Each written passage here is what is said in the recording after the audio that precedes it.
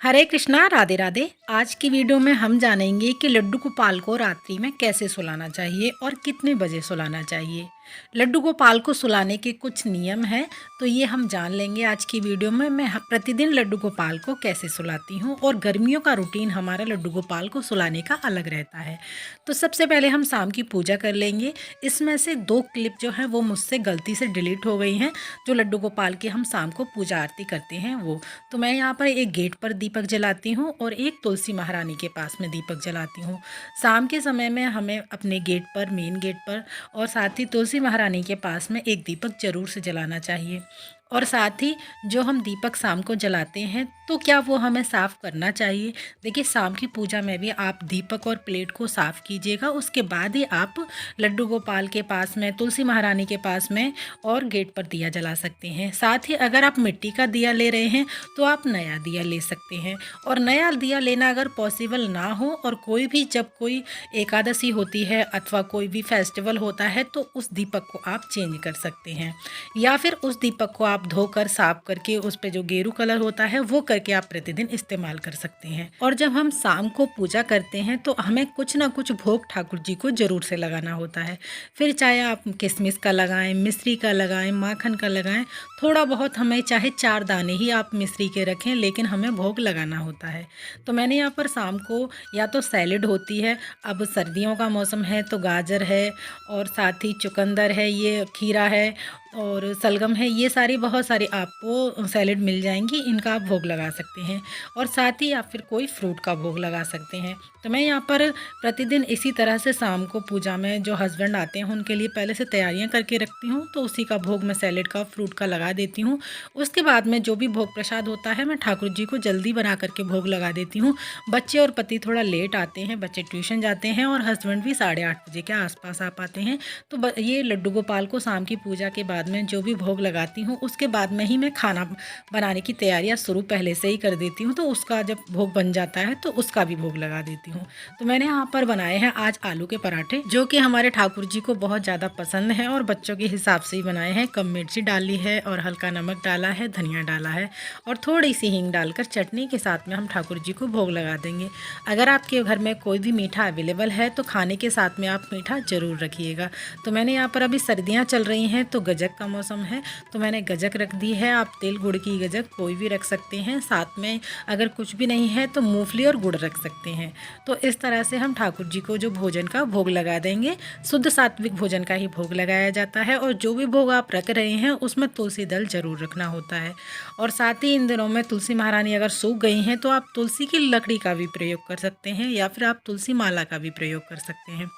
अब है रात्रि का समय, हमारे घर में सब भोजन कर चुके हैं, अब ठाकुर जी को शयन कराने का समय है। तो अब मैं दूध का भोग लगा दूंगी ठाकुर जी को। हल्का गुनगुना दूध कर लेती हूँ, और अभी सर्दियाँ हैं तो गुड़ के साथ ही मैं भोग लगाती हूँ। तो यहाँ पर जो लड्डू गोपाल को दूध का भोग लगाया है यही मैं बच्चों को दे देती हूँ चीनी मिला करके, क्योंकि बच्चे गुड़ के साथ में कभी कभी तो पी लेते हैं, अदरवाइज नहीं पीते हैं। एक बार अगर हम ठाकुर जी को गुड़ का अथवा किसी भी चीज़ का दूध का भोग लगा देते हैं, फिर दोबारा से उसी चीज़ का हम भोग नहीं लगा सकते हैं।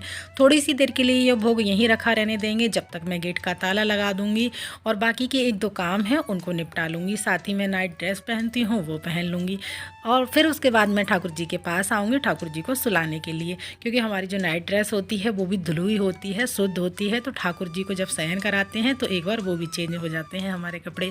अब हम कर देंगे ठाकुर जी के वस्त्र हल्के। तो देखिए, वैसे तो हमारे ठाकुर जी ये हैवी ड्रेस पहने हुए हैं आज, क्योंकि मैंने बसंत पंचमी की वीडियो बनाई थी। और अब ठाकुर जी को ये ड्रेस उतार करके मैं कोई भी वूलन का हल्का सा गर्म वाला वस्त्र पहना दूंगी, और जैसे जैसे अब सर्दियाँ कम होती जा रही हैं उसी हिसाब से हम ठाकुर जी की सेवा भी करेंगे। तो मैं इस ड्रेस को हैवी को निकाल दूंगी, और बाकी के जो 2 लालाएँ हैं वो हमारी ड्रेस वूलन की पहने हुए हैं, उनकी हम ड्रेस नहीं चेंज करेंगे। अगर वो हैवी पहने होते तो उनकी भी कर देते। तो यहाँ पर अब लड्डू गोपाल के लिए हम पैर दबाएंगे, हाथ दबाएंगे। और देखिए, अभी सर्दियां हैं तो मैं लड्डू गोपाल की मालिश नहीं करती हूँ, क्योंकि मुझे ऐसा लगता है वस्त्र उतार के उनकी मालिश करूँगी उनको सर्दी लग जाएगी। तो यहाँ इस तरह से हल्के हल्के हाथों से, जैसे हम बच्चे को सुलाते हैं, अपने भाव से ठाकुर जी को शयन करा देंगे। और हाथ पर दबाते हुए, अगर आप चाहें तो इनके तलवों पर इत्र लगाकर ठाकुर जी को शयन करा सकते हैं हाथ पर दबा करके। और हमारे पास यहाँ पर ठाकुर जी के गर्म बिस्तर हैं। सर्दियाँ हैं तो सर्दियों के हिसाब से ठाकुर जी को आप 8 से 9 बजे के बीच में सुला सकते हैं। अधिक सर्दियाँ होती हैं तब तो आप 8:30 बजे तक सुला दीजिएगा तो ज़्यादा अच्छा है, और गर्मियों में आप 8:30 से 9:30 के बीच में भी सुला सकते हैं। तो देखिए, एक बात हमें ख़ास ध्यान रखनी है, जब हम ठाकुर जी को सुलाएंगे तो ये लड्डू वाला जो हैंड है हमारे ठाकुर जी का ऊपर रहेगा, यानी जब करवट लेकर हमारे लाला करवट लेकर सोएंगे तो ये लड्डू ऊपर रहता है। हमें सीधा चित्त नहीं सुलाना होता है, ठाकुर जी को करवट से ही सुलाना होता है। और अगर आपके पास 2 ठाकुर जी हैं तो उनका एक दूसरे के सामने मुंह करके सुलाइएगा, जिससे अपने ठाकुर जी बातें करते रहें, जब उनको नींद आए तो वो सो सकें।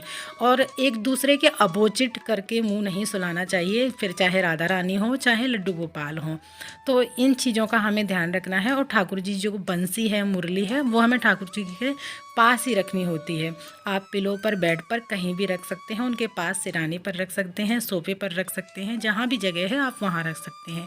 और ठाकुर जी के खाने पीने की थोड़ी सी व्यवस्था हमें रात्रि के लिए करनी होती है। फिर चाहे आप 4 बादाम रखें, 4 मुनक्का रखें, एक टिफ़िन में छोटा सा आप कुछ भी उनके लिए टॉफ़ी रख सकते हैं। तो मैं यहाँ पर बादाम रख दूँगी ठाकुर जी के लिए, और थोड़ा सा हम जल रख देंगे। अभी गर्मियाँ नहीं हैं तो अभी सर्दियाँ हैं, तो ठाकुर जी के लिए हम बाल्टी में ही जल रखेंगे, और जब गर्मियाँ होती हैं तो हम घड़े में जल रखते हैं।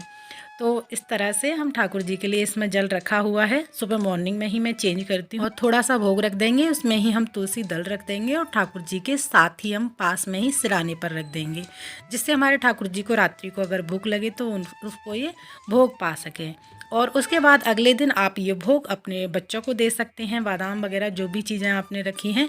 तो इस तरह से हमें अपने ठाकुर जी को रात्रि में शयन कराना होता है। मैं सारे काम छोड़कर अपने ठाकुर जी की सेवा करती हूँ। जिस समय भी मेरे ठाकुर जी सोते हैं वही समय है मेरे ठाकुर जी को सुलाने का। अगर मैं किसी कार्य में लगी हुई हूँ तो उस समय पे बच्चे ठाकुर जी को सुलाते हैं। तो यही मेरी दिनचर्या रहती है लड्डू गोपाल जी को रात्रि में सुलाने की। तो ये था मेरा लड्डू गोपाल जी का रात्रि शयन। आशा करती हूँ आप लोगों को वीडियो आज का पसंद आया होगा। अगर आप लोगों को इससे वीडियो से कुछ अच्छी सीख मिलती है तो हमारी वीडियो को लाइक ज़रूर कीजिएगा। फिर मिलते हैं अगली किसी और वीडियो के साथ में, तब तक के लिए आप सभी को राधे राधे।